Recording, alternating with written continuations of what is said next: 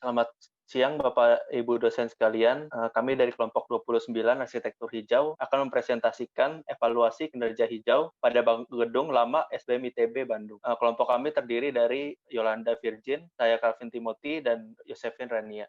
Untuk identifikasi bangunan, nama bangunan yang kami pilih itu Laptek 14 Gedung SBM ITB dengan luas bangunan 3.405 meter persegi. Jumlah lantai itu 3 lantai dengan terdapat 1 basement. Dengan tipologi bangunan pendidikan. Program-program yang terdapat pada bangunan adalah ruang kelas, koridor, gudang, musola, ruang rapat, kantor, kafetaria, toilet, dan perpustakaan. Untuk denah pada bangunan, ini dapat dilihat pada basement, terdapat mayoritas ini dipenuhi oleh gudang dan terdapat kantin yang terdapat pada setengah bangunan. Untuk lantai satunya dapat dilihat bahwa bentuk bangunan ini memanjang memanjang ke arah barat timur dan menghadap utara selatan. Untuk lantai satunya ini fungsi ruang kebanyakan dipenuhi oleh kantor dan ruang kelas. Untuk lantai 2 terdapat musola, kantor, ruang kelas, ruang rapat, dan perpustakaan. Dan terdapat juga lab komputer. Untuk lantai 3 terdapat ruang kelas dan kantor. Lalu untuk masuk ke bagian analisis, yang pertama itu ada analisis solar path. Ini terdapat analisis perhitungan vertical shadow angle dan horizontal shadow angle pada overhang fasad gedung SBM ITB. Bentuk fasadnya itu berbentuk persegi dan memiliki nilai yang sama antara vertical shadow angle dan horizontal shadow angle, yaitu 51,34 derajat. Pada bukaan utara dapat dilihat bahwa overhang pada fasad dapat menutupi seluruh sinar matahari secara langsung, sehingga tidak ada sinar matahari yang masuk secara langsung. Pada bukaan selatan itu hampir sama dengan yang fasad utara, jadi tidak ada juga sinar matahari yang masuk secara langsung. Pada bukaan timur terdapat sinar matahari yang masuk secara langsung. Akan tetapi dapat dilihat pada diagram bahwa garis yang berwarna kuning ini tertutupi dengan baik pada jam-jam kritis tiap sisi fasad. Jadi pada jam kritis sinar matahari yang panas itu tidak dapat masuk. Jadi sinar matahari yang masuk itu berada pada jam-jam yang tidak panas. Selanjutnya, sebelum masuk ke OTTV, saya akan menjelaskan bahwa gedung ini menghadap ke arah utara. Fasad pada sisi utara dan selatan identik dengan menggunakan precast kotak warna-warni yang berfungsi sebagai overhang jendela. Kemudian fasad pada sisi timur berupa bukaan yang menggunakan overhang precast seperti di sisi utara dan selatan. Sedangkan pada sisi barat, fasad berupa dinding masif dengan sedikit bukaan. Dari hasil simulasi OTTV yang dilakukan dapat dilihat bahwa urutan tingkat OTTV dari yang paling baik adalah fasad di sisi timur, utara, selatan, dan barat. Kemudian fasad di sisi timur memiliki nilai OTTV paling baik karena fasad sisi timur memiliki persentase WWR atau window to wall ratio paling tinggi, yaitu 51,81%. Kemudian fasad sisi timur sebagian besar berupa bukaan yang memiliki sun shading. Dari simulasi OTTV yang telah dilakukan pada gedung ini, dapat disimpulkan bahwa gedung tersebut memenuhi persyaratan OTTV dengan bintang 3 dan nilai OTTV totalnya adalah 20,70 watt per meter persegi.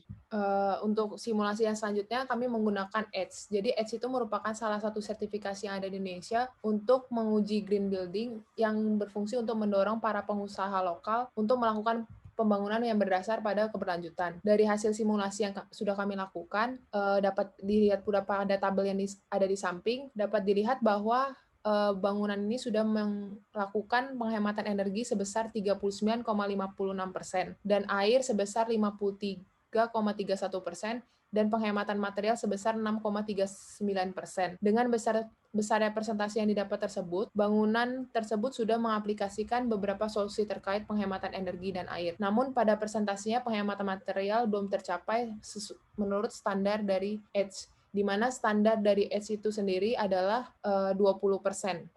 Dari hasil analisis untuk menghemat energi dibutuhkan biaya sebesar 537.534, itu ialah incremental cost-nya. Dan sedangkan untuk biaya utilitasnya itu sebesar 13.169, setara dengan 49,95 megawatt-hour per tahunnya, dan 7,832 liter per tahun. Sedangkan untuk penghematan penggunaan material mencapai 514,9 gigajoule. Dari hasil analisis dan data yang telah kami dapatkan tersebut, kami melakukan penilaian bangunan hijau dengan menggunakan Green Shape Rating System. Untuk kategori yang pertama ialah tepat guna lahan. Untuk kategori yang pertama, untuk kategori motor vehicle reduction itu sudah tercapai dengan adanya surat pernyataan dan kampanye untuk mengurangi penggunaan kendaraan bermotor pribadi. Untuk poin kedua ini untuk aksesibilitas komunitas, sekitar Tapak sendiri sudah terdapat 5 jenis fasilitas umum, yaitu halte, Taman Sari Food Fest, sasana olahraga, tempat pembuangan sampah yang terletak di Jalan Taman Sari, dan taman yang terletak di Jalan Dayang Sumbi. Halte sendiri sudah terletak persis di seberang pintu belakang gerbang belakang ITB, di utara gerbang SBM, dan disediakan pula zebra cross untuk menyeberang. Kelima fasilitas tersebut dapat ditempuh dengan berjalan kaki di sepanjang trotoar di seberang gerbang belakang ITB. Jadi untuk poin 1, 2A dan 3 dan 4 sudah memenuhi. Untuk poin motor vehicle reduction, area parkir di kawasan ITB sendiri itu dikhususkan hanya untuk staf ITB. Hal tersebut menjadi salah satu cara untuk mengurangi penggunaan kendaraan bermotor.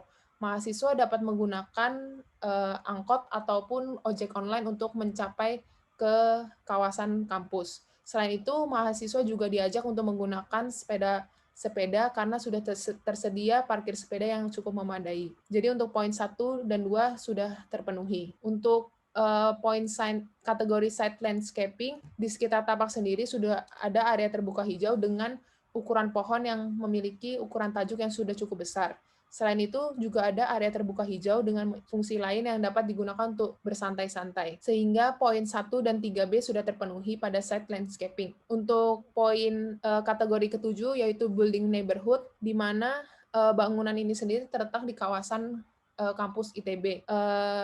Akses pejalan kaki di dalam kampus sudah cukup nyaman dan tidak terganggu oleh kendaraan bermotor. Untuk menuju ke arah timur sendiri, ke arah timur, sudah langsung menuju ke gedung UPT Language ITB. Dan untuk ke arah barat dari gedung lama SBM ITB sudah menuju ke gedung baru SBM ITB dan Labtek 3 FTI. Sehingga poin 2 dari building neighborhood sudah terpenuhi.